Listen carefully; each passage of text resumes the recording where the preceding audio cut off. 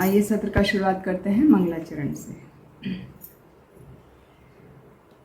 जय राधा माधव कुंज बिहारी, गोपी जन वल्लभ गिरिवर धारी। जय राधा माधव कुंज बिहारी, गोपी जन वल्लभ गिरिवर धारी। यशोदानंदन ब्रज जन रंजन, यशोदानंदन ब्रज जन रंजन। जमुना तीरा बनचारी, जमुना तीरा बनचारी। जय राधा माधव कुंज बिहारी, गोपी जन वल्लभ गिरिवर धारी। जय राधा माधव कुंज बिहारी, गोपी जन वल्लभ गिरिवर धारी। हरे कृष्णा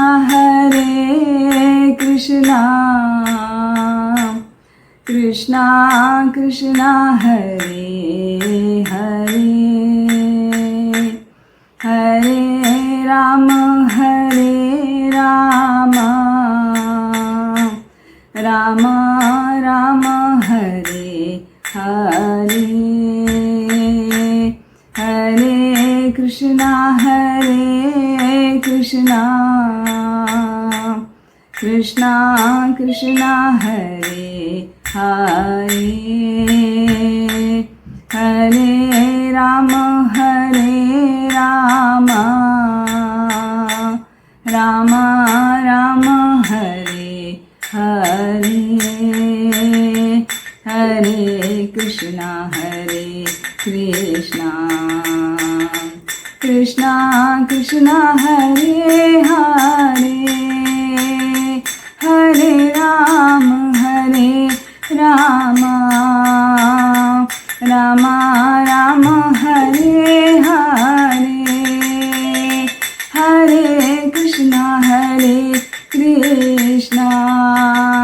कृष्णा कृष्णा हरे हरे, हरे राम राम हरे हरे। जय राधा श्याम सुंदर, राधा श्याम सुंदर राधे। जय राधे श्याम ललिता विशाखा। जय राधे श्याम। जय कृष्ण बलराम वृंदावन धाम। जय वृंदावन धाम। जय गिरि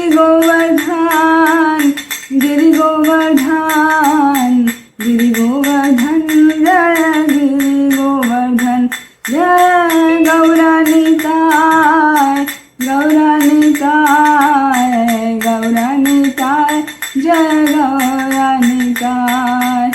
जय जगन्नाथ जय बलदेवा, जय सुभद्रा मैया जय सुदर्शना।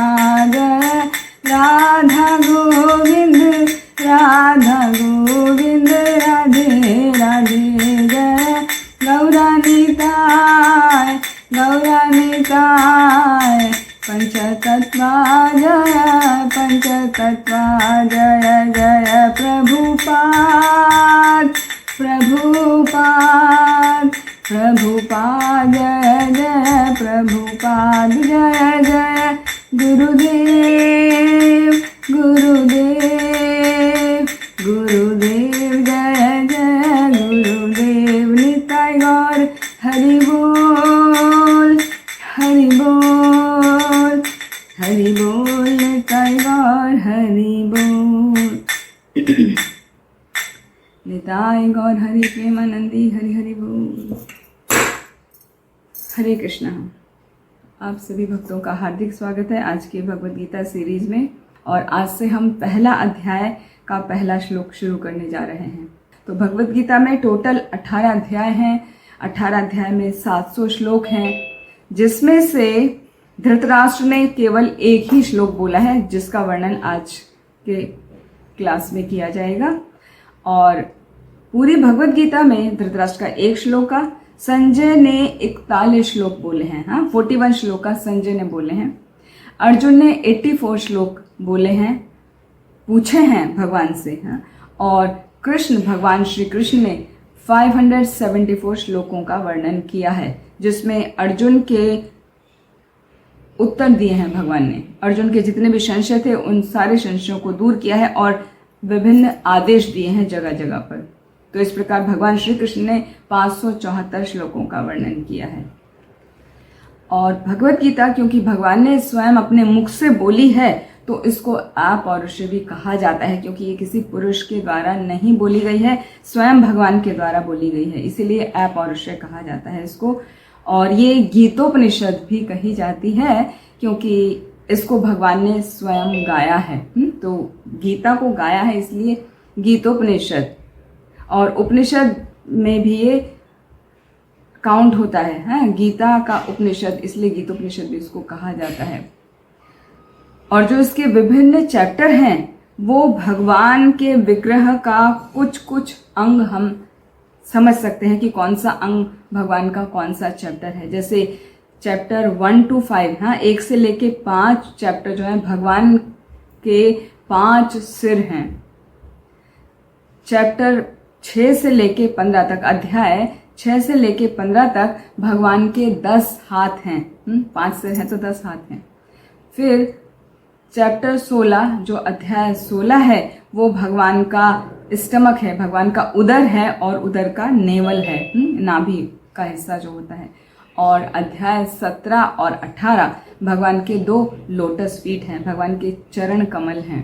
तो इस प्रकार पूरी भगवद गीता भगवान के विग्रह का ही वर्णन करती है कि भगवान का वो क्या है रूप।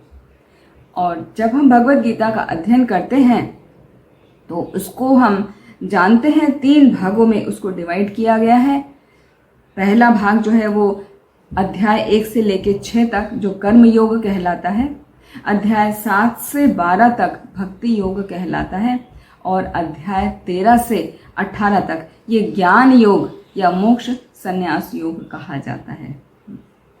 आज से हम चैप्टर 1 शुरू कर रहे हैं, जिसका नाम है अर्जुन विषाद योग, कि अर्जुन को किस प्रकार विषाद हुआ और भगवान श्री कृष्ण उसका हल, उसका उत्तर आगे के अध्याय में देंगे। तो इस वाले अध्याय में ज़्यादातर संजय ने क्या कहा और अर्जुन के क्या प्रश्न हैं, वही सब आया है। इस अध्याय में भगवान ने कुछ भी नहीं बोला, क्योंकि पहले जब शिष्य का कुछ प्रश्न होता है या किसी की कुछ शंका होती है, कोई किसी के पास जाता है, तो पहले वो अपनी दिल की बात खोल कर करता है कि मुझे ये समस्या है, तब फिर समाधान मिलता है। तो ये पूरा अध्याय, अध्याय 1, अर्जुन अपनी सभी समस्याओं का और अपने सभी संशयों का वर्णन कर रहा है भगवान श्री कृष्ण से, जिसका समाधान भगवान अध्याय 2 से करना शुरू करेंगे। का हमारा पहला अध्याय का पहला श्लोक है। तो इस अध्याय का नाम है कुरुक्षेत्र के युद्ध स्थल में सैन्य निरीक्षण या अर्जुन विषाद योग। इस पूरे अध्याय में 46 श्लोक हैं, जो कि 5 सेक्शन में पढ़े जाएंगे। और भगवद गीता की एक विशेष बात यह है कि उसके जितने भी श्लोक हैं वो अनुष्टुप छंद में लिखे गए हैं। भगवान ने जो गाए हैं वो अनुष्टुप छंद में गाए हैं। तो पहला जो श्लोक है, धृतराष्ट्र उवाचा। धृतराष्ट्र उवाचा धर्मक्षेत्रे कुरुक्षेत्रे समवेतायुयुत्सवः मामकः पाण्डवाश्चैव किम अकुर्वत संजया। धृतराष्ट्र ने कहा, हे संजय, धर्मभूमि कुरुक्षेत्र में युद्ध की इच्छा से एकत्र हुए मेरे तथा पांडु के पुत्रों ने क्या किया। ये एक प्रश्न ही पूरी भगवद गीता को डिस्क्राइब करता है। ये शुरुआत इसकी इस प्रकार होती है कि जब ये युद्ध चल रहा था तो सबसे पहले तो हम जानते ही हैं कि युद्ध भगवान कृष्ण नहीं चाहते थे कि युद्ध हो, पांडव नहीं चाहते थे, सभी ने भरसक प्रयत्न किया कि युद्ध ना हो। लेकिन धृतराष्ट्र, जैसा कि उसके नाम से प्रदर्शित होता है, धृत का मतलब होता है ऐसा व्यक्ति जो एकदम किसी चीज को पकड़ के रखता है, हाँ, धृष्टता के साथ में, मतलब उस चीज को छोड़ता नहीं। और राष्ट्र का मतलब है राज्य। तो धृतराष्ट्र का अर्थ है वो व्यक्ति जो राज्य से पूरी तरह आसक्त है और उसको किसी भी प्रकार छोड़ना नहीं चाहता। महाभारत के खंड में चैप्टर 25 से लेकर 46 तक भगवत गीता आती है। तो भगवत गीता महाभारत का ही एक हिस्सा है। तो यहाँ पर जब हम देखते हैं, महाभारत पढ़ते हैं, तो वहाँ पर वर्णन आता है कि शुरुआत में ऐसा बताया जाता है कि धृतराष्ट्र, पांडु और विदुर, ये 3 भाई थे। और धृतराष्ट्र जन्म से ही अंधे थे, वो बड़े थे। तो बड़े थे, उनको राज्य पाने का पूरा अधिकार था, उनको राजा बनने का अवसर प्राप्त था, लेकिन वो जन्म से ही देख नहीं सकते थे। इस कारण उनको राज्य नहीं दिया गया, क्योंकि राजा के ऊपर बहुत जिम्मेदारी होती है, बहुत रिस्पॉन्सिबिलिटी होती है। तो यदि कोई देख ही नहीं सकता तो किस प्रकार राज्य के कार्यभार को संभालेगा। तो इस प्रकार राज्य का कार्यभार आ गया दूसरे भाई पांडु के ऊपर। तो धृतराष्ट्र को उस समय अपने ऊपर बड़ा ही क्रोध आया और अपने भाग्य पर बड़ा ही उसको विक्षोभ हुआ कि मेरे साथ ऐसा क्यों हो रहा है, मैं बड़ा हूं, मुझे राज्य मिलना चाहिए, तो ये मुझे क्यों नहीं मिला। तो उसके अंदर एक ईर्ष्या की भावना वहां पर पनप गई। और जब पांडु को पता चला कि मेरे भाई के अंदर राज्य को लेकर बहुत ही ईर्ष्या है, वो किसी भी प्रकार ईर्ष्या के कारण हमको हानि पहुंचा सकता है, तो पांडु जो है बहुत ही शुद्ध हृदय थे, भगवान के भक्त थे। तो उन्होंने कभी भी उस राज्य से मोह नहीं किया। उन्होंने कहा कि मैं बाहर के राज्यों की सीमाओं को बढ़ाने के लिए, अपने राज्य की सीमा को बढ़ाने के लिए बाहर के राजाओं से युद्ध करता रहूंगा। तो मैं बाहर रहूंगा और तुम यहाँ पर रहकर राज सिंहासन पर बैठकर मेरे बिहाफ पर आप देखभाल करो। और इस प्रकार पांडु जो है अपने राज्य की सीमाओं को बढ़ाने के लिए ज्यादातर युद्ध में ही रहते थे। और जब कभी वो फ्री होते थे तो शिकार खेलने इत्यादि में चले जाते थे जंगल में। तो राज्य का कार्यभार वो नहीं संभालते थे। तो राज्य का कार्यभार उन्होंने अपने बड़े भाई धृतराष्ट्र को ही दिया हुआ था। तो धृतराष्ट्र को थोड़ा शांति थी कि चलो संभाल तो मैं ही रहा हूँ, ये तो बाहर घूमता रहता है, ये काम मैं नहीं कर सकता, तो ठीक है। तो वो उनकी जो ईर्ष्या थी थोड़ी शांत हो गई थी। लेकिन कुछ समय के बाद धृतराष्ट्र को पुत्र की प्राप्ति हुई, दुर्योधन। लेकिन उससे पहले पांडु महाराज को युधिष्ठिर की प्राप्ति हो गई है। वो भी एक लंबी स्टोरी है कि पांडु को किंदिम ऋषि का शाप लगा था, तो उसके कारण वो डायरेक्ट अपनी पत्नियों से पुत्र प्राप्त नहीं कर सकते थे। यदि वो ऐसा करते तो उनको मृत्यु का सामना करना पड़ता। तो देवताओं के प्रभाव से, देवताओं की कृपा से और दुर्वासा मुनि की कृपा से कुंती महारानी को एक वरदान प्राप्त था कि जब भी कुंती महारानी जिस किसी भी देवता का आह्वान करना चाहें वो आ सकते हैं। ये बात जब कुंती महारानी ने अपने पतिदेव पांडु को बताई तो पांडु के अनुमति से जिस जिस देवता का उन्होंने बोला उस देवता का उन्होंने आह्वान किया और इस प्रकार उनको 5 पुत्रों की प्राप्ति हो गई। और सबसे बड़े पुत्र थे युधिष्ठिर महाराज, जो धर्मराज के पुत्र हैं।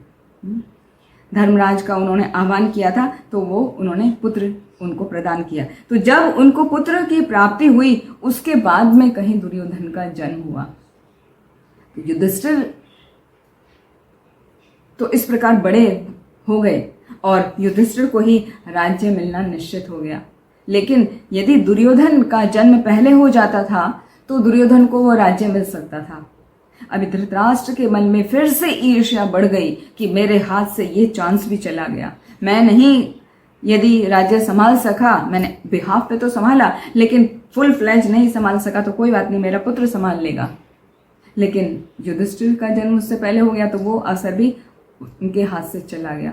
तो ईर्ष्या ने इतना ज़्यादा उनके दिलो दिमाग पे घर कर लिया कि वो सदैव अपने ही बारे में सोचते रहे। हाँ, धृतराष्ट्र जो है अपने ही बारे में सोचते रहे और वो ये हमेशा सोचते थे कि किस तरह मुझे ये राज्य मिल जाए, किस तरह मैं इस राज्य पर राज करूं।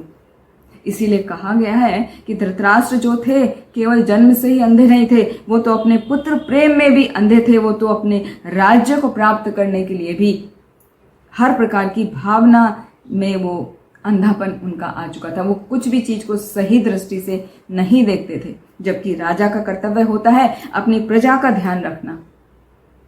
राजा कभी भी पक्षपात नहीं करता है, लेकिन धृतराष्ट्र के हृदय में राज्य की इच्छा को लेते हुए इतना ज्यादा ईर्ष्या पनप गई थी कि उनके हृदय में केवल और केवल यही रहता था कि किस तरह मैं राज्य प्राप्त कर लूं और किस तरह पांडु के पुत्र पांडवों को यहाँ से हटाया जाए। तो जैसे जैसे दुर्योधन बड़ा हो रहा था, वही भावना उसने अपने पिता से देखी और सीखी। तो वही भावना, वही ईर्ष्या का भाव दुर्योधन के हृदय में भी आ गया, क्योंकि पुत्र जैसा देखता है, घर का वातावरण वैसा ही सीखता है। तो दुर्योधन ने बचपन से ही सीख लिया कि ये पांडु जो है मेरे दुश्मन हैं और मुझे किसी भी तरह अपना राज्य, वास्तव में इस राज्य का अधिकारी मैं हूं, तो मुझे ये राज्य मिलना चाहिए और इनको किसी भी तरह षड्यंत्र करके यहां से निकालना चाहिए। यही ईर्ष्या की वजह से दुर्योधन ने विभिन्न षड्यंत्र रचे। वो हम सभी ने कई बार सुना है कि भीम को खीर में जहर मिला के दे दिया था। एक बार उनको लाक्षय गृह में पूरा जलाने को षड्यंत्र उन्होंने किया, दुर्योधन ने और उसके साथ में दुशासन ने। और राज्यसभा में उनकी पत्नी का कितना अपमान किया गया, द्रौपदी का कितना अपमान किया गया। तो ये सारे षड्यंत्र मात्र इसी इच्छा के लिए थे कि कैसे हम राज्य को प्राप्त कर लें। और जो युद्ध हुआ वो भी इसी कारण हुआ, क्योंकि वो किसी भी हालात में दुर्योधन पांडवों को भूमि नहीं देना चाहता था। उसने कहा था, दुर्योधन ने भगवान श्री कृष्ण से, जब श्री कृष्ण उसके पास संधि के लिए आए थे, कि इनको तो थोड़ा सा भूमि दे दो, 5 भाई हैं, छोटे छोटे 5 गांव दे दो, उससे भी काम चल जाएगा। तब दुर्योधन ने कहा, इनको तो मैं सुई की नोक के बराबर भी भूमि नहीं देना चाहता, मैं नहीं दूंगा, इनको चाहिए तो युद्ध करें। तो युद्ध की अटल घोषणा उसने वहीं पर कर दी थी। उसके बाद भी विदुर ने भी बहुत समझाने की कोशिश करी कि आप ये युद्ध मत करो, इस युद्ध में सबका विनाश हो जाएगा। यहाँ तक कि व्यासदेव जी भी आए थे। युद्ध शुरू होने से पहले व्यासदेव धृतराष्ट्र के पास आए थे और धृतराष्ट्र को बताया था कि धृतराष्ट्र, ये युद्ध को अभी भी तुम टाल सकते हो, क्योंकि इस युद्ध में सभी लोग जो है उनका नाश हो जाएगा, वो मर जाएंगे, तुम्हारा कोई भी पुत्र नहीं बचेगा, पांडवों का भी कोई नहीं बचेगा, दोनों ही तरफ पूरी हाहाकार मच जाएगा, नरसंहार होगा। तो इसको तुम अभी भी रोक सकते हो। तो उसने, धृतराष्ट्र ने अपनी ईर्ष्या के कारण उसको कहा कि नहीं, ये संभव नहीं है। तो व्यासदेव जी ने उसको समझाया था धृतराष्ट्र को, अच्छा ठीक है, तो तुम एक काम करो, मैं तुम्हें दिव्य दृष्टि प्रदान करता हूं, जिससे तुम वो सारा युद्ध जो है उसको देख सकोगे यहीं पर बैठे बैठे। तो भी उनके ऐसा कहने पर धृतराष्ट्र ने कहा, नहीं व्यासदेव जी, मैं ये वरदान नहीं चाहता। क्यों नहीं चाहता? क्योंकि मैं अपनी आंखों के सामने अपने पुत्रों को मरते हुए नहीं देख सकता। मुझे अपने पुत्रों से बहुत लगाव है, बहुत प्रेम है, तो वो मैं नहीं देख सकता। हाँ, मैं ये सुन जरूर सकता हूं। तो आप अपने किसी शिष्य को दे दीजिए जो मुझे इसका वृतांत सुना सके। तब व्यासदेव जी ने अपने शिष्य संजय को ये दिव्य दृष्टि दी, जिससे वो वहां बैठे बैठे युद्ध का पूरा हाल एज इट इज धृतराष्ट्र को सुना सके। तो धृतराष्ट्र संजय से ही ये प्रश्न पूछ रहे हैं, किम अकुर्वत संजय, कि संजय क्या हुआ? धर्म क्षेत्र, उस धर्म के क्षेत्र में कुरुक्षेत्र, जो कुरुक्षेत्र कहलाता है, वो कुरुक्षेत्र में समवेता युद्धोत्सवा, समवेता मतलब सब लोग इकट्ठे हुए हैं, युद्धोत्सवा युद्ध की इच्छा से, सबको युद्ध करना है उस इच्छा से सब लोग जो इकट्ठे हुए हैं। तो क्या हुआ, माम कहा मेरे पुत्र और पांडवहा, पांडु के पुत्र, उनको अलग अलग कर दिया। वहीं उसका भाव आ गया कि ये मेरा है और वो पांडु का है, वो तेरा है, मेरा और तेरा की भावना आ गई। तो माम कहा पांडवा श्रेवा, वो जो दोनों इकट्ठे हुए, किम अकुर्वत, उन्होंने क्या किया, पांडु के पुत्रों ने क्या किया। तो यहां से ही भगवत गीता की शुरुआत होती है। जो धृतराष्ट्र ने प्रश्न पूछा और श्रील प्रभुपाद ने बहुत ही सुंदर तरीके से कहा है कि मनुष्य को चाहिए कि वो श्री कृष्ण के भक्त की सहायता से संवेक्षण करते हुए भगवत गीता का अध्ययन करे। जिस प्रकार अर्जुन ने भगवान से भगवत गीता सुनी, उसी प्रकार एक मनुष्य को भी वही भाव रखते हुए स्क्रूटिनाइजिंग वे में बिना किसी स्वार्थ के उस भगवत गीता को समझना चाहिए और वो गुरु परंपरा के अंतर्गत समझी जा सकती है, जैसे अर्जुन ने अपने गुरु भगवान श्री कृष्ण से समझी। यहाँ पर भगवत गीता में जो पांचों पांडव हैं वो कुछ कुछ किसी किसी चीज का प्रतीक हैं। हाँ, जैसे युधिष्ठिर महाराज हैं, वो धर्म के प्रतीक हैं, वो कभी भी धर्म से विपथ नहीं होते, वो कभी अधर्म का पालन नहीं करते, वो धर्म का पालन करते हैं, इसलिए धर्म के प्रतीक हैं। हर स्थिति में वो धर्म के प्रतीक, धर्म का पालन करते हैं। और जो भीमसेन हैं वो शक्ति के प्रतीक हैं, भीम से ज्यादा कोई शक्तिशाली वहां पर नहीं था। अर्जुन वो निपुणता और धनुर्विद्या के प्रतीक हैं, सबसे ज्यादा निपुणता और धनुर्विद्या का ज्ञान केवल और केवल अर्जुन के पास था। फिर नकुल और सहदेव स्वामी परायणता के प्रतीक हैं। नकुल बहुत ही स्वामी परायण था, अपने स्वामी के लिए वो सब कुछ करने को तैयार रहता था, और सहदेव भी, उनकी भी स्वामी भक्ति बहुत ज्यादा उच्च लेवल की थी, उच्च स्तर की थी। तो नकुल और सहदेव दोनों जो माद्री के पुत्र हैं वो स्वामी परायणता और स्वामी भक्ति के प्रतीक माने जाते हैं। और भगवान श्री कृष्ण वो तो सबके शुभ चिंतक हैं, तो वो सुहृद सर्वभूतानाम, वो सभी के सुहृद हैं भगवान श्री कृष्ण, चाहे वो कौरव हैं चाहे वो पांडव हैं। फिर सबको फल अपने कर्म के अनुसार मिलता है, लेकिन भगवान श्री कृष्ण सभी के सुहृद हैं, सभी के शुभ चिंतक हैं, वो किसी को भी नुकसान नहीं पहुंचाते।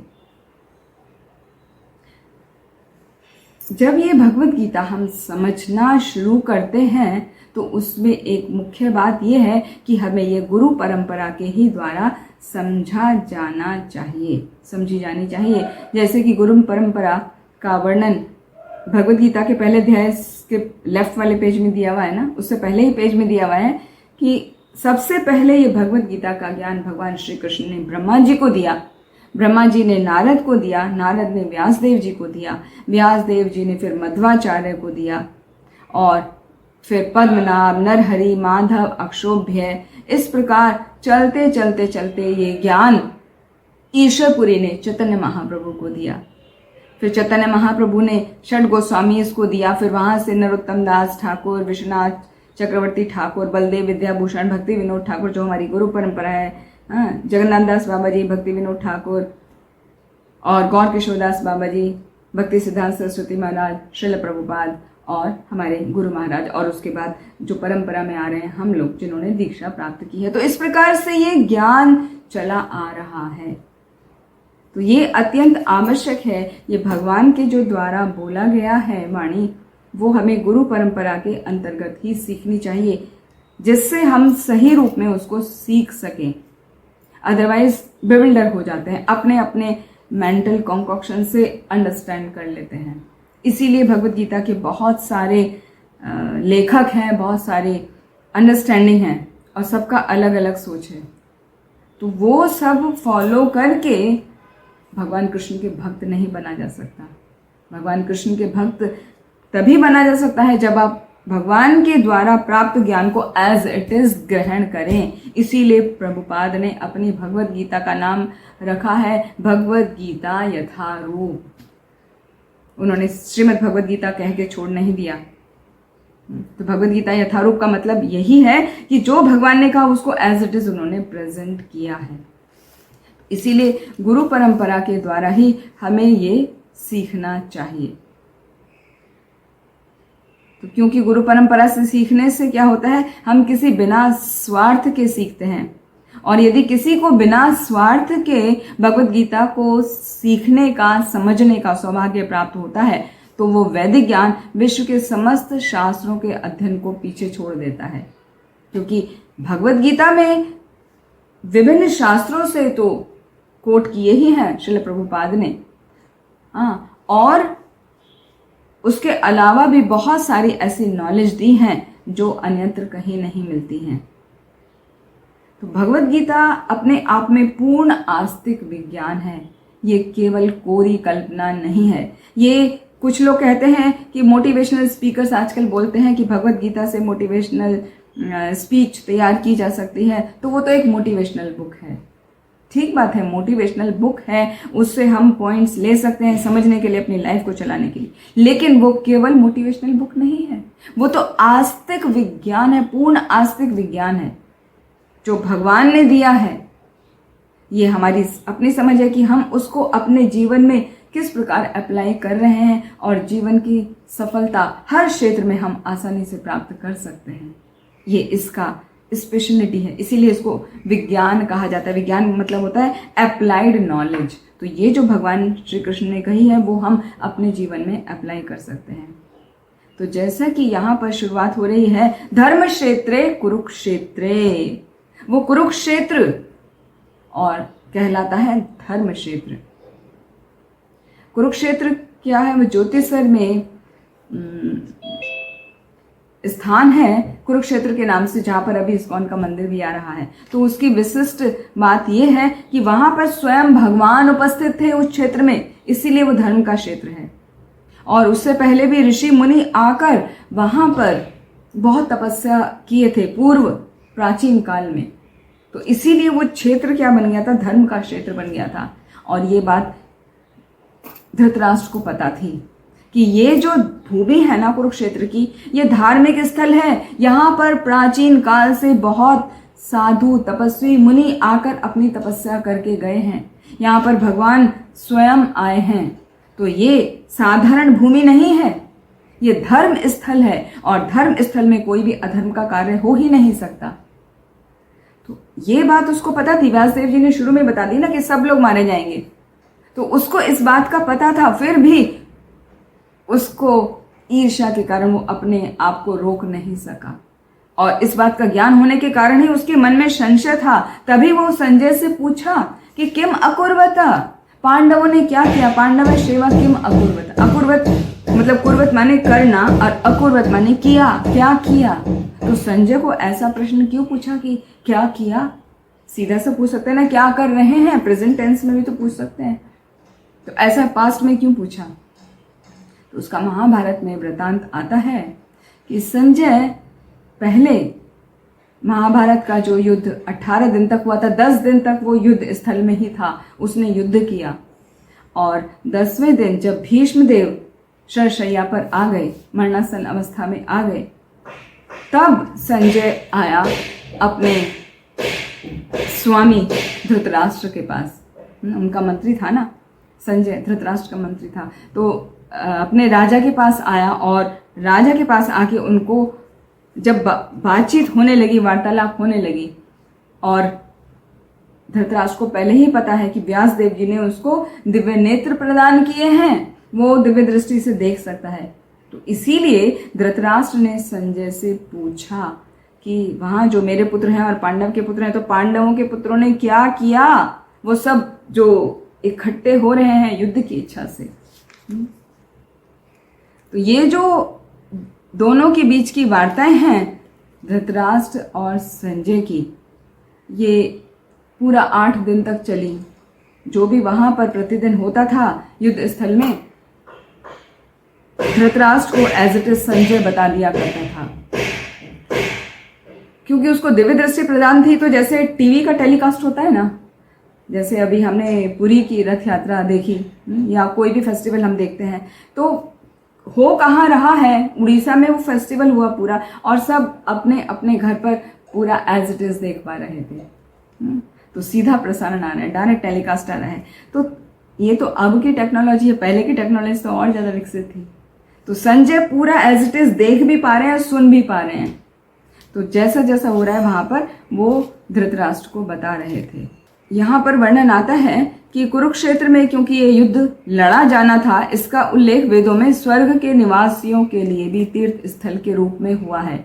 स्वर्ग के निवासी भी इसको तीर्थ स्थल के रूप में ही कंसिडर करते हैं, क्योंकि उसकी एक और विशेषता थी कि जो भी कोई व्यक्ति युद्ध करते हुए कुरुक्षेत्र के स्थल में शरीर को त्यागेगा वो स्वर्ग को जाएगा, ये उसकी विशेषता थी। और स्वर्ग को दूसरा जाने का कारण ये भी था क्योंकि वहां पर भगवान उपस्थित थे।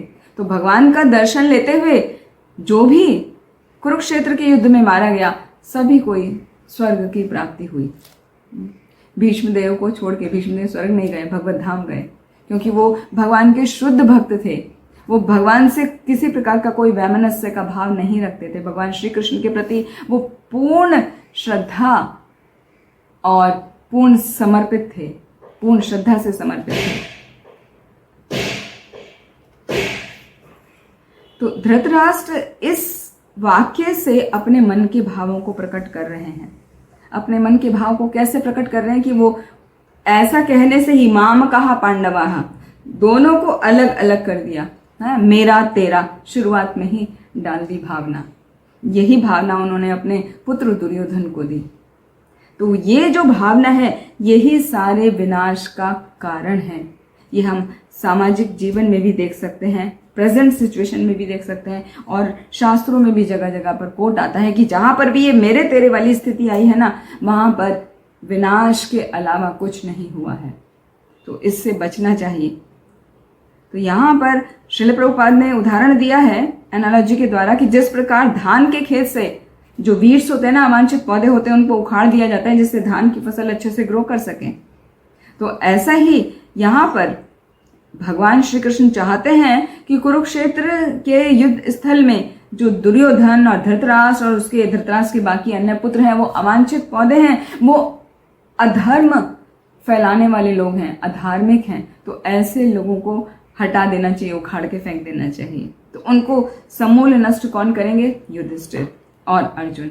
इसीलिए धर्म की स्थापना करने के लिए भगवान वहां पर उपस्थित हुए और धर्म क्षेत्र कुरुक्षेत्र शब्दों की उनकी ऐतिहासिक तथा वैदिक महत्ता के अतिरिक्त यही सार्थकता है।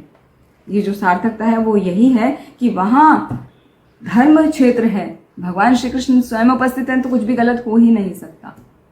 तो ये जो मेरा तेरा की भावना आई, इसको हम शास्त्रों से भी देख सकते हैं। किस प्रकार समझें कि ये भावना किस किस तरह अलग अलग सिचुएशन में लोगों को नुकसान देती है। जैसा कि 10वें स्कंद में आता है, जब कंस को पता चला, पहले कंस क्या करता था, अपनी बहन से बहुत प्रेम करता था। वो इतना प्रेम करता था, उसके पास बहुत सारे सारथी थे, रथ थे, घोड़े थे, वो उनको भेज सकता था अपनी बहन को विदा करने के लिए। लेकिन अपनी बहन से वो इतना अधिक प्रेम करता था, उसने कहा नहीं, मैं स्वयं अपने बहन बहनोई को उनके राज्य तक छोड़ने जाऊंगा। लेकिन जैसे ही उसने आकाशवाणी सुनी कि तुम्हारी बहन का 8वां पुत्र तुम्हारा वध करेगा, तुरंत क्या हुआ, उसके मन में वैर भावना उत्पन्न हो गई। तुरंत वो अपनी जो अच्छी भावना थी वो उससे विफल हो गया और उसका मन पूरा क्लेश से, पूरा वैमनस्य से भर गया और तुरंत उसने देवकी को मारने के लिए तलवार निकाल ली। वो तो वसुदेव बहुत ही इंटेलिजेंट थे, तो उन्होंने पूरा सीन चेंज कर दिया। उन्होंने कहा कि अरे भाई, अपने बहन को और एक स्त्री को मारने का जो तुम फल मिलेगा वो उससे तुम नरक जाओगे, तो तुम ऐसे कार्य को मत करो। तुमको क्या चाहिए, उसका पुत्र ही वध करेगा ना। तो मैं तुमको प्रतिज्ञा करता हूं कि हम अपने जितने भी पुत्र होंगे, जितने भी संतानें होंगे, हम तुम्हें सौंप देंगे। तो इस प्रकार उस समय वसुदेव ने सिचुएशन को संभाल लिया था। लेकिन क्या हुआ था, वो मेरा तेरा की भावना आ गई ना कि मैं जीवित रहना चाहिए हूं, भले कुछ भी हो जाए। कंस सब पर सब तरफ अत्याचार ही करता था, फैलाता था। तो उसे अत्याचार करते हुए ये नहीं ध्यान रहता था कि मैं कुछ गलत भी कर रहा हूं। उसे लगता था हाँ मैं ही सर्वे सर्वा हूं, जो मैं कर रहा हूं वो ठीक है। यही बात हमारे लिए नुकसान का कारण बनती है, तो हमें उससे बचना चाहिए। फिर दूसरा उदाहरण देख सकते हैं हम, शास्त्र में आता है 4थे स्कंद में ध्रुव महाराज का।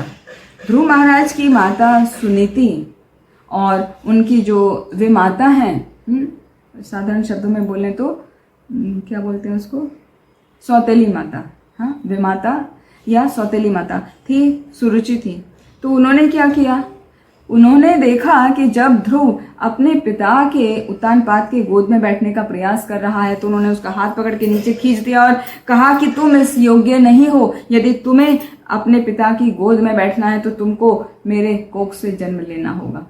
इस प्रकार ध्रुव उस समय 5 वर्ष के थे, तो उनको कितना हृदय में आघात लगा कि मैं अपने पिता की गोद में नहीं बैठ सकता, मेरी माँ मेरा इस तरह से अपमान कर रही है। तो वहां पे क्या भाव था, मेरा और तेरा। उसकी जो माँ है उसको वो पराया समझती थी, जबकि दोनों के एक ही राजा हैं, राजा उत्तानपाद। तो सुनीति को वो अपना विरोधी मानती थी, इसलिए ध्रुव को उसने पसंद नहीं किया कि ध्रुव उनकी गोद में बैठे, अपने पिता की गोद में बैठे। और उत्तानपाद की गोद में क्या मेरा पुत्र बैठना चाहिए, सुनीति का पुत्र नहीं बैठना चाहिए।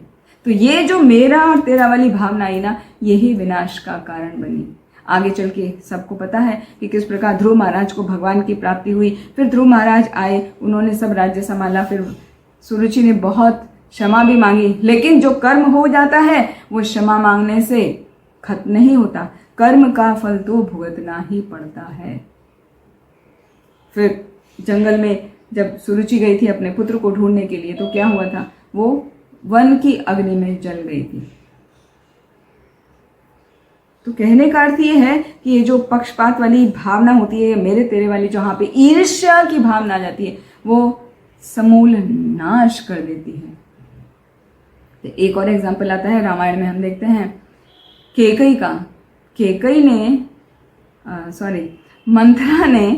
मंथरा ने किस प्रकार केकई का पूरा माइंड चेंज कर दिया, पूरा कहना चाहिए कि ब्रेन वॉश कर दिया। केकई भगवान श्री राम से, जो उनके पुत्र ही हैं, कौशल्या के पुत्र हैं, और केकई उनकी माता हैं, दूसरी माता हैं। तो श्री राम को केकई भरत से भी ज्यादा प्रेम करती थी, अपने पुत्र से भी ज्यादा प्रेम करती थी। लेकिन जैसे ही मंथरा ने सुना कि भगवान श्री राम का अभिषेक होने वाला है, उनको राज्य सिंहासन प्राप्त होगा, तो उन्होंने क्या कहा, मंथरा ने केकई को बोला, अरे तू ये क्या करने जा रही है, तू इतनी प्रसन्न क्यों हो रही है, तुझे पता भी है ये तेरा राजा राम जिसको तू इतना प्रेम करती है वो राजगद्दी पे बैठ जाएगा, तू तो हमेशा उसकी दासी बन के रहेगी, तेरा पुत्र उसका दास बन के रहेगा। तुझे ऐसा नहीं करना चाहिए, पुत्र तो तेरे, राजा तो तेरे पुत्र को होना चाहिए, भरत को राजा होना चाहिए।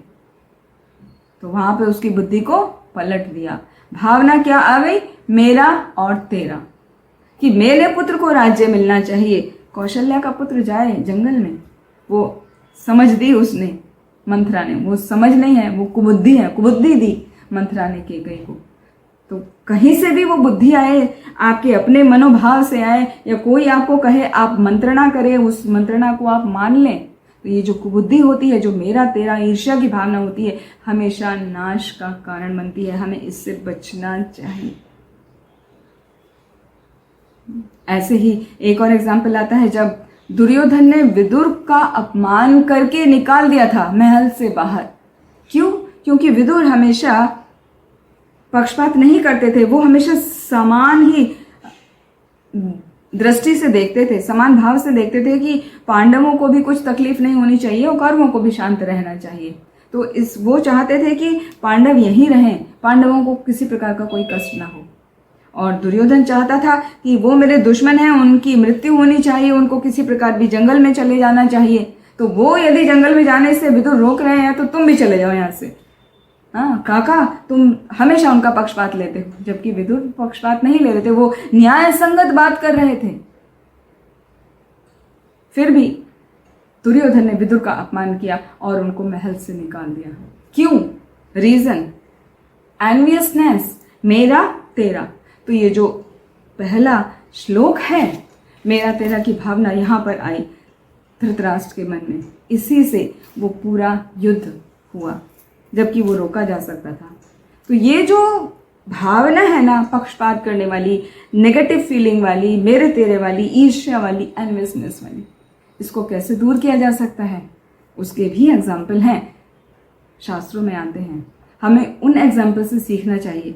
शास्त्रों में दोनों तरीके की ही एग्जाम्पल दिए गए हैं, नेगेटिव भी और पॉजिटिव भी। तो हमें नेगेटिव एग्जाम्पल को देख के ये समझना चाहिए कि ऐसी स्थिति होने पर क्या क्या उसका फल मिलता है, किस तरह वो हमारे लिए नुकसानदेह होती है, और यदि हम पॉजिटिव सिचुएशन फॉलो करते हैं तो किस प्रकार हम मुश्किल की घड़ी में भी, मुश्किल सिचुएशन में भी बाहर आ जाते हैं। जैसे युधिष्ठिर महाराज जब यक्ष के पास गए, जब उनको बहुत प्यास लग रही थी, वनवास में भटक रहे थे, उनको पानी की खोज में एक एक करके सभी भाई गए और वहां सभी से यक्ष ने प्रश्न पूछा, लेकिन किसी ने उत्तर नहीं दिया। सबको लगा पहले मैं पानी तो पी लूं, क्योंकि प्यासा मरा जा रहा हूं, पहले पानी पी लूं फिर मैं आपके उत्तर देता हूं। लेकिन उसने कहा तुम पानी पियोगे तो मर जाओगे, लेकिन किसी ने नहीं सुना कि पहले पानी तो पी लूं। तो इस प्रकार सब चारों भाई मारे गए, वहीं मूर्छित हो गए। और जब युधिष्ठिर महाराज खुद वहां पहुंचे और यक्ष ने उनसे भी वही प्रश्न पूछा कि पहले मेरे कुछ प्रश्न हैं, उनका उत्तर आप दो, तभी आप यहाँ का पानी पी सकते हो, वरना तुम्हारी भी वही स्थिति होगी जो तुम्हारे अन्य भाइयों की हुई है, मूर्छित होकर तुम्हारी भी मृत्यु हो जाएगी। तो युधिष्ठिर महाराज ने कहा मैं धर्म का पालन करता हूं, तो धर्म यही कहता है कि पहले मैं आपकी जिज्ञासा को शांत करूं, मैं उसके बाद पानी पीऊंगा, पूछिए आपको क्या पूछना है। तो उन्होंने 4-5 प्रश्न पूछे थे कि सबसे तेज कौन है, सबसे बुद्धिमान कौन है, सबसे भारी कौन है, इस तरह के प्रश्न पूछे। तो वो उन प्रश्नों का सही आंसर देने के बाद जब यक्ष प्रसन्न हो गए तो उन्होंने युधिष्ठिर महाराज से पूछा, युधिष्ठिर महाराज को कहा कि मैं तुम्हारे से बहुत प्रसन्न हूं, तुमने सभी प्रश्नों का सही उत्तर दिया है, तो तुम्हारे सभी उत्तर से मैं बहुत प्रसन्न हो गया हूं। तो प्रसन्न होकर मैं तुम्हें ये वरदान देता हूं कि तुम इन चारों भाइयों में से जिस किसी को भी चाहो मैं उसको जीवित कर सकता हूं। तो युधिष्ठिर महाराज ने क्या कहा? युधिष्ठिर महाराज ने कहा यदि यही कंडीशन है तो मैं नकुल को चुनता हूं। तो यक्ष को तो बड़ा अचंभा हुआ कि आप नकुल को क्यों चुन रहे हैं? आपका भाई भीम है जो बहुत ही बलशाली है, 10,000 हाथियों का बल है, अर्जुन है उससे ज्यादा कोई धनुर्विद्या में निपुण है ही नहीं। और अर्जुन, भीम, ये सब इतने बलशाली हैं और कभी भी इनके होते हुए तुम किसी संकट में नहीं आओगे, तुम नकुल को क्यों चुन रहे हो? तो युधिष्ठिर महाराज ने हाथ जोड़कर कहा कि ये दोनों भाई कुंती माता के ही पुत्र हैं, और जबकि नकुल और सहदेव ये माद्री के पुत्र हैं, और नकुल इनमें बड़े हैं तो माद्री का भी एक पुत्र होना चाहिए, तो एक कुंती माता का पुत्र, एक माद्री माता का पुत्र, तो हम 2 भाई रह लेंगे, इसलिए कृपया करके आप मुझे नकुल को प्रदान कर दीजिए। वो बाकी बात नहीं, तो बाकी बात उन्होंने कंसिडर नहीं करा।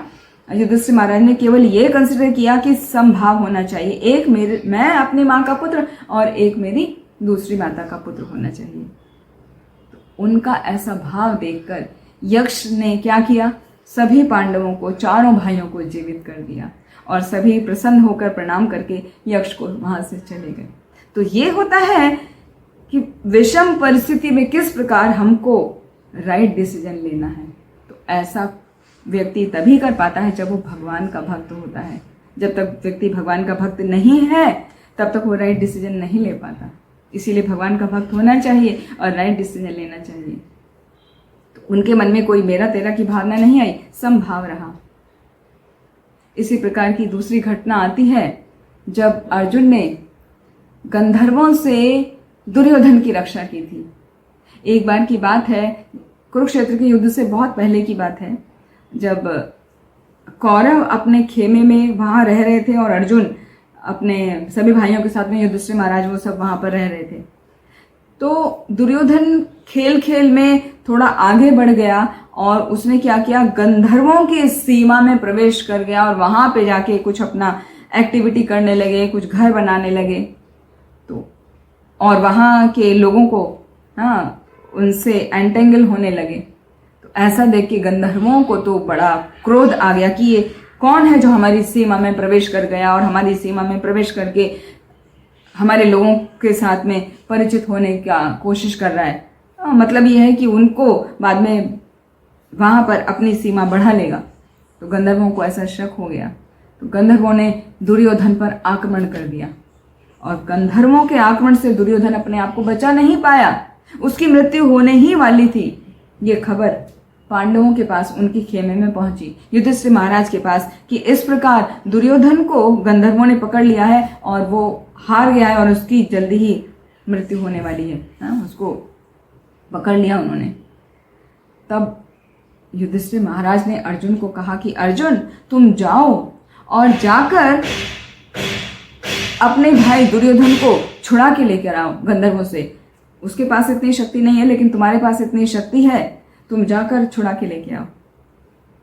तब वहां पर अर्जुन पूछने लगे कि भैया आप क्या कह रहे हैं, वो तो हमारा शत्रु है ना, वो तो हमें कभी भी अच्छे भाव से देखता ही नहीं, उसने हमारे साथ बचपन से कितने षड्यंत्र रचे हैं और आप कह रहे हैं कि मैं उसको बचा के लेके आऊं। तो उस समय युधिष्ठिर ने कहा कि भाई तुम ठीक कह रहे हो, लेकिन ये हमारी अंदर की बातें हैं। बाहर वालों के लिए हम 105 भाई हैं, हम 5 भाई नहीं हैं। कौरव और पांडव एक ही हैं, हम एक ही फैमिली से रिलेटेड हैं। तो तुम जाओ और बचा के लेके आओ। तो युधिष्ठिर का समभाव था, वरना वहीं पर उसको मर जाने दिया होता तो ये युद्ध ही नहीं होता। तो कहने का अर्थ ये है कि कोई भी परिस्थिति हो, हमें संभाव रहना चाहिए, हमें अपने इमोशंस को पॉजिटिव रखना चाहिए, हमें अपने हृदय में किसी के प्रति भी ईर्ष्या नहीं आने देनी चाहिए। जैसे ही हमें कभी लगता है कि मेरा फायदा होना चाहिए, उसको क्यों मिल रहा है, तो जैसे ये फीलिंग आती है, खुद को पता चलता है कि इस तरह की फीलिंग आ रही है कि मुझे मिलना चाहिए था, उसको मिल गया, तो तुरंत सावधान हो जाना चाहिए कि हमारे अंदर ईर्ष्या प्रवेश कर रही है और ईर्ष्या सबका नाश कर देती है। अभी नहीं तो थोड़ा समय के बाद उसका पता चलता है। तो ईर्ष्या से बचना चाहिए, कभी भी अपने भावों को मेरा तेरा वाली स्थिति में नहीं लाना चाहिए। यही इस श्लोक का लर्निंग है। तो ये यूनिवर्सल ब्रदरहुड की भावना इस श्लोक से हमें सीखने को मिलती है। क्योंकि हम क्यों एक दूसरे से अलग होते हैं, क्यों हमारे अंदर ईर्ष्या की भावना आती है, उसका कारण है हमारी चेतना जो है वो शारीरिक है। हम बौद्धिक स्तर पर और शारीरिक स्तर पर ही रहते हैं, हम सोल लेवल पर नहीं सोचते हैं। हम ये नहीं देखते हैं कि हम शरीर नहीं हैं, हम आत्मा हैं, ये नहीं सोचते हैं। हम हैं, ये हमारा परिवार है, ये हमारा देश है, ये हमारा समाज है, वहीं पर संबंधित रहते हैं। तो उसी शारीरिक चेतना के ही कारण हिंदू, मुस्लिम, वाइट, ब्लैक, काले, गोरे, अमीर, गरीब, एजुकेटेड, अनएजुकेटेड और सुंदर या कम सुंदर या भद्दा, इन लोगों के बीच में हमेशा भेदभाव रहता है। वो भेदभाव का मुख्य कारण है शारीरिक चेतना में रहना। तो हम भगवत गीता से भगवान के निर्देशों के अनुसार यही सीखते हैं कि हमें इस भावना से ऊपर उठना है, हमें सोल लेवल पर आना है। जैसे श्रील प्रभुपाद वेस्टर्न कंट्रीज में जब गए थे तो उन्होंने क्या किया था, हिप्पियों को भी हैप्पी बना दिया। उन्होंने ये भेदभाव नहीं किया कि ये यहाँ के लोग अमेरिकी लोग हैं, हर समय तो चारों प्रकार के ये नियम तोड़ते हैं, नशे में धुत रहते हैं, सब गलत कार्य करते हैं, तो मैं इनको क्यों दूं अपने अध्यात्म का ज्ञान। मैं अपने आप में खुश रहता हूं ना, अपनी भक्ति करता हूं, जिसे कहा जाता है भजनानंदी। हाँ, अपना भजन करो, अपने आप को देखो, बस बाकी से मुझे क्या लेना देना। श्रील प्रभुपाद ने ऐसा नहीं किया। उन्होंने देखा कि दूसरा दुखी है तो कैसे उसको उससे बाहर निकालें। वहां पे एनवियसनेस की भावना नहीं आई, वहां पर भावना क्या आई? पर दुखा दुखी। ये वैष्णव का मुख्य कैरेक्टर होता है, मुख्य लक्षण होता है कि वैष्णव दूसरे के दुख को देख के दुखी हो जाता है और उसको केवल दुखी नहीं होता, उसको दुख से कैसे बाहर निकाले उसका प्रयत्न करता है और उसको बाहर निकालता है। और उसका साधन है भक्ति, भक्ति का मार्ग। केवल भगवान कृष्ण का नाम लेने से ही हमारे सभी दुख दूर हो जाते हैं। जब ये श्रद्धा हमें जाग जाती है तो हम जान पाते हैं कि वास्तव में ऐसा होता है। जब तक श्रद्धा नहीं होती, आप कितना भी नाम ले लीजिए, आपको कुछ फर्क ही नहीं दिखाई देगा। तो सबसे पहले वो श्रद्धा आनी चाहिए। दूसरों के प्रति हमारे मन में दया का भाव आना चाहिए, समानता का भाव आना चाहिए। ईर्ष्या का भाव कभी भी अपने हृदय में प्रकट नहीं होने देना चाहिए। हालांकि ये बहुत सूक्ष्म है, इसका जल्दी से पता भी नहीं चलता, लेकिन जैसे ही पता चले तुरंत वहीं पर रुक जाना चाहिए कि मेरे मन में ईर्ष्या पनप रही है। जिस प्रकार धृतराष्ट्र के मन में ईर्ष्या पनपी रही, कितना यंग एज में पनपी थी, यंग एज क्या, बिल्कुल चाइल्डहुड में, कि देख नहीं सकता, तो सभी तरह की उसको विद्याएं भी नहीं मिल पाई। तो धृतराष्ट्र के मन में कब से ईर्ष्या पनपी और वो ईर्ष्या को रोका नहीं गया, तो वो पनपती रही और उसने ये विकराल रूप ले लिया। कितने लोगों ने बताया, स्वयं व्यासदेव जी ने आके बताया, तब भी वो नहीं समझे। तो इस श्लोक से हमें मुख्य यही शिक्षा मिलती है कि हमें अपने सोच को बदलना है, भगवान की भक्ति में लगना है, गुरु परंपरा से सीखना है कि किस प्रकार भगवान की भक्ति की जाए, जिससे हम अपने मन को पूर्णतया शुद्ध करके भगवान की सेवा में लगा सकें, वैष्णवों की सेवा में लगा सकें, जनहित की सेवा में लगा सकें। इसी के साथ मैं अपनी वाणी को यहीं विराम देती हूँ। आप सभी का बहुत बहुत धन्यवाद। वांछा कल्पतरुभ्यश्च कृपा सिन्धुभ्य एव च पतितानां पावनेभ्यो वैष्णवेभ्यो नमो नमः। हरे कृष्णा। किसी का कोई प्रश्न है तो पूछ सकते हैं। कृष्णा माता जी, दंडवत प्रणाम। बहुत सुंदर कथा किया आपने माता जी। माता जी, मेरा ये क्वेश्चन है कि जब आपने अभी बताया था धृतराष्ट्र को कि व्यासदेव जी ने आंखें दी थी दीपा की, तो वो नहीं ले पा रहे थे, इसके बारे में थोड़ा सा आप एक बार और रिवीजन कर दीजिए। ठीक है माता जी, थैंक यू। आपने अच्छा, आपका जिज्ञासा है। आपने प्रश्न पूछा कि व्यासदेव जी जब धृतराष्ट्र के पास आए थे तो उन्होंने बताया, फिर भी वो क्यों, मतलब वो पूरा विवरण आप दोबारा सुनना चाह रहे हैं। ठीक है ना माता जी? हाँ, यस माता जी, बस यही पूछ रहे। जी जी माता जी, खाली व्यासदेव ही नहीं, कई बार उनको इंडिकेट किया गया, धृतराष्ट्र को, विदुर ने किया पहले ही, कि तुम ऐसा मत करो, युद्ध को मत होने दो, तुम अपने पुत्र को मना सकते हो और कोई दुर्योधन को नहीं मना सकता, लेकिन जब तुम कहोगे तो शायद वो मान जाएगा। लेकिन धृतराष्ट्र ने कभी कहा ही नहीं, क्योंकि उसके मन में तो खुद इच्छा थी ना कि ये राज्य मेरे पुत्र को मिलना चाहिए। तो जब व्यासदेव स्वयं आए थे धृतराष्ट्र को बताने के लिए कि तुम इस युद्ध को मत होने दो, वरना इस युद्ध का जो परिणाम है वो बहुत ही भयंकर होगा, हर कोई मारा जाएगा, पांडवों की तरफ से भी कोई नहीं बचेगा। ये तो नहीं बताया कि सिर्फ पांडव बचेंगे, वो तो भगवान कृष्ण ने छिपा के रखी थी ना ये बात। तो उन्होंने ये नहीं मेंशन किया कि पांडव बचेंगे, लेकिन ये बोला पांडव सेना में भी सब मारे जाएंगे और तुम्हारी सेना में भी सब मारे जाएंगे, सब पुत्र मारे जाएंगे। तो मेरी बात अभी भी मान लो। तो भी धृतराष्ट्र ने कहा कि नहीं, ये संभव नहीं है, क्योंकि उनकी ईर्ष्या इतनी ज्यादा बढ़ चुकी थी। फिर उन्होंने कहा अच्छा ठीक है, तुम नहीं रोक पा रहे हो तो युद्ध तो होगा ही, तो मैं तुम्हें दिव्य दृष्टि प्रदान करता हूं, तुम अपने उस दिव्य दृष्टि से देख सकते हो अपनी आंखों से कि क्या हो रहा है। वो नरसंहार तुम देख लोगे तो शायद तुम्हारा हृदय परिवर्तित हो जाए। व्यासदेव जी ने धृतराष्ट्र को कहा था, क्योंकि वो उनके शुभचिंतक है ना, वो तो परंपरा में आ रहे हैं। तो व्यासदेव जी बता रहे हैं कि तुम्हारा हृदय परिवर्तन होना चाहिए, हृदय शुद्ध होना चाहिए, इसलिए मैं तुम्हें दिव्य नेत्र देना चाह रहा हूं कि तुम देखो कि तुम्हारे जिद की वजह से क्या हो रहा है, तो डेफिनेटली तुम्हारा हृदय परिवर्तित हो जाएगा। लेकिन धृतराष्ट्र ने क्या कहा, धृतराष्ट्र ने कहा कि नहीं नहीं, मैं अपने पुत्रों का मृत्यु नहीं देख सकता, पुत्रों की मृत्यु नहीं देख सकता, किसी भी प्रकार उनको कष्ट भोगते हुए नहीं देख सकता। तो आप ऐसा करिए, आप किसी और को दृष्टि दे दीजिए, मैं सुनना चाहता हूं तो मैं सब सुन सकूं। तब उनके मंत्री, धृतराष्ट्र के मंत्री हैं संजय व्यासदेव जी के शिष्य भी हैं, तो उन्होंने अपने शिष्य संजय को, जो धृतराष्ट्र के मंत्री हैं, उनको वो दिव्य नेत्र प्रदान किए। तो दिव्य नेत्र प्रदान करने के कारण, जैसे हमने बताया था लाइव टेलीकास्ट होता है, संजय वहां पर बैठे बैठे पूरा देख पाते थे, क्या चल रहा है, सबकी बातें सुन पाते थे, भगवान कृष्ण ने अर्जुन को क्या कहा वो सुन पाते थे और एज इट इज बता देते थे। जबकि सोचिए, यदि वो युद्ध स्थल पे पूरे टाइम रहते भी, 10 दिन तो वो वहां थे, 10 दिन के बाद आए, तभी तो उन्होंने पूछा ना कि मकुर्वत, क्या किया, वरना क्या करेंगे ऐसा पूछते थे ना, या क्या चल रहा है ये ऐसा पूछते। तो क्या किया वो इसीलिए पूछा कि 10 दिन से हुआ क्या ये सब, वो मुझे सुनाओ। तो पूरा आंखों देखा हाल वो इसीलिए बता पाए क्योंकि भगवान की कृपा उनको प्राप्त थी। भगवान की कृपा व्यासदेव जी के द्वारा प्राप्त है।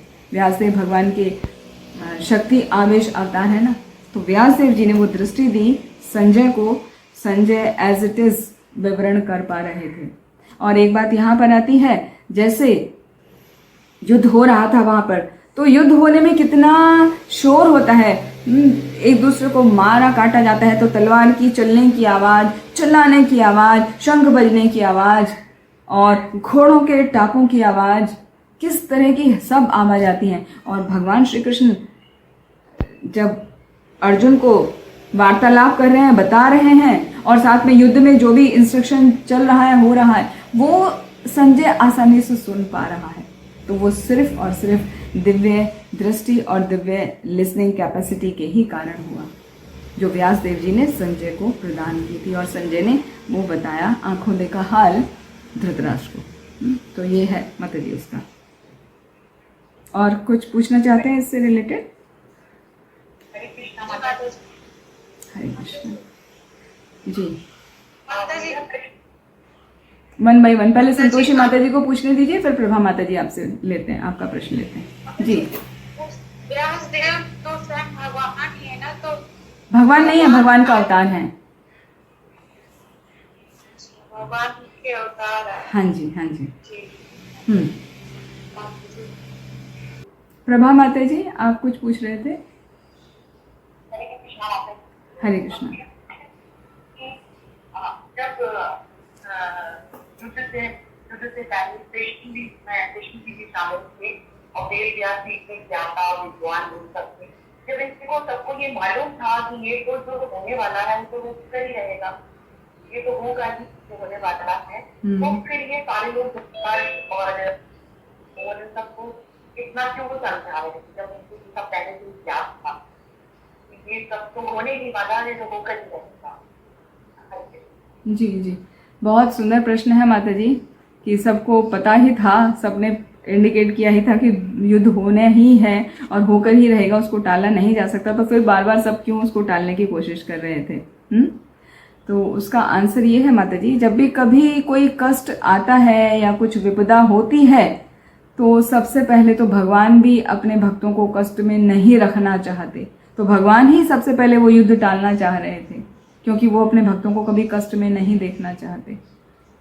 साधारण तौर पे भी देखा जाए, हमें ये सपोज पता हो कि हमारे साथ कुछ गलत होने वाला है, हाँ, सपोज आप किसी एस्ट्रोलॉजर के पास गए और उन्होंने बताया कि आपका ये टाइम पीरियड ठीक नहीं चल रहा है, तो आप संभल के रहिए।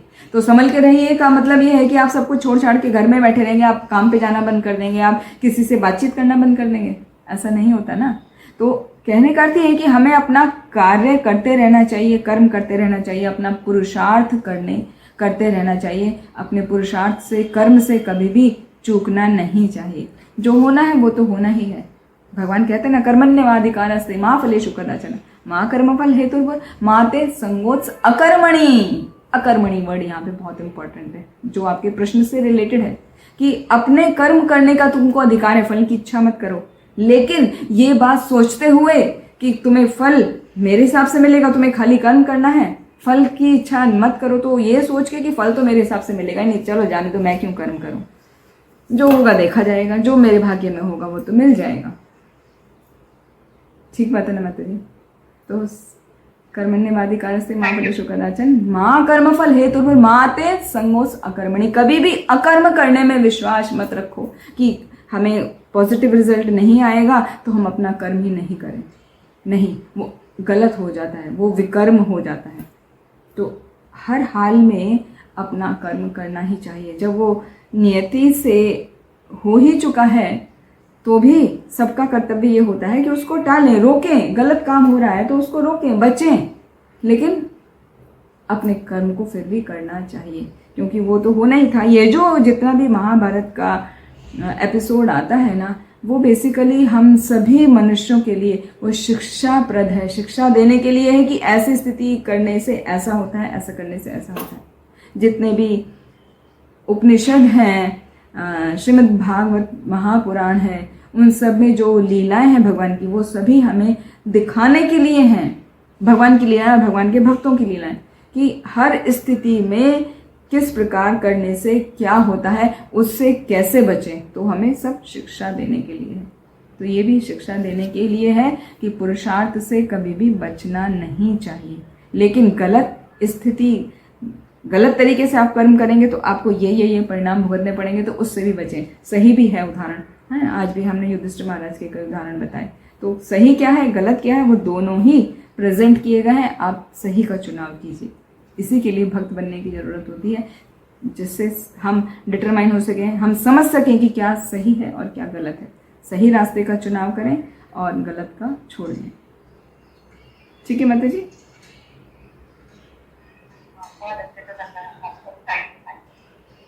हरे कृष्ण।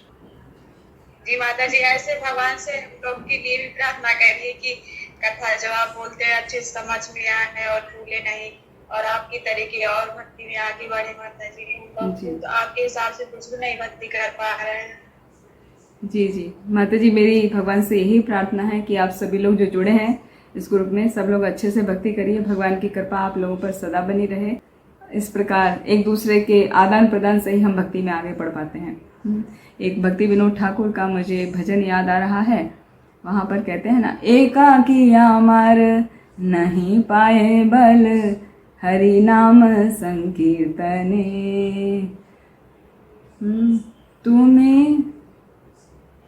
तुम्हें कृपा करी, कृपा बिंदु दिया, हरि नाम धने।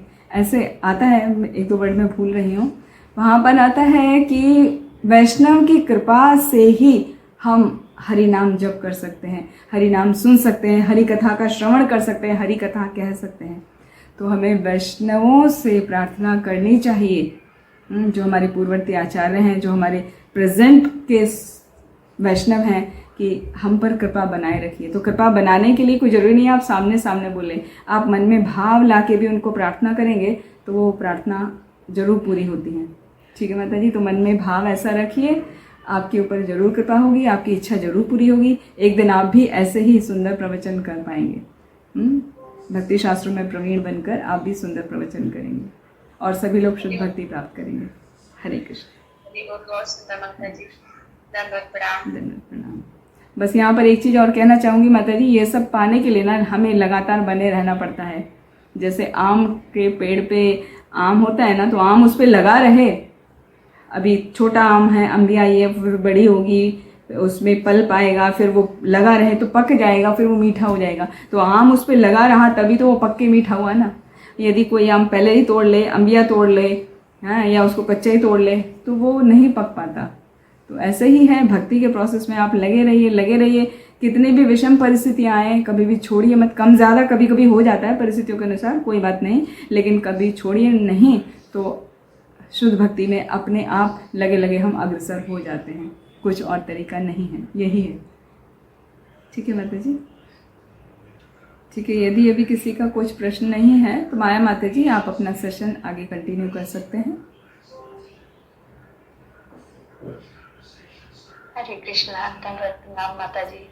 माता जी बहुत सुंदर क्लास थी माता जी, आपका बहुत बहुत धन्यवाद, बहुत बहुत आभार माता जी। ऐसे माता जी आशीर्वाद सब पे बनाए रहे। कि हम लोग भी भक्ति के मार्ग पे आगे बढ़े। जी, all glories to Srila Prabhupada. दंडवत प्रणाम माता जी। हरे कृष्ण।